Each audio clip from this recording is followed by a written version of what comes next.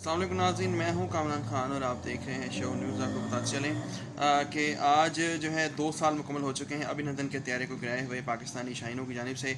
Operation Swift retort जो है, retort इसका नाम है, और आज सदाए पाकिस्तान के नाम से एक लगवा भी जारी किया गया है पाक सदी की जानिब से। ये बहुत बड़ा दिन है हमारे लिए। जिस तरह 6 सितंबर हम मनाते हैं, ऐसे ही 27 फरवरी को भी बहुत बड़ी अहमियत हमें हासिल हो चुकी है हमारी अस्करी ज़िंदगी में, हमारी अस्करी तारीख़ में। और हम ये समझते हैं कि पाकिस्तानियों के लिए इससे बड़ी कोई बात नहीं है कि हमारा जमहूरी इस्लामी और जो अवामी मुल्क है उसकी अस्करी क़यादत जो है वो भी बहुत मुस्तैद है।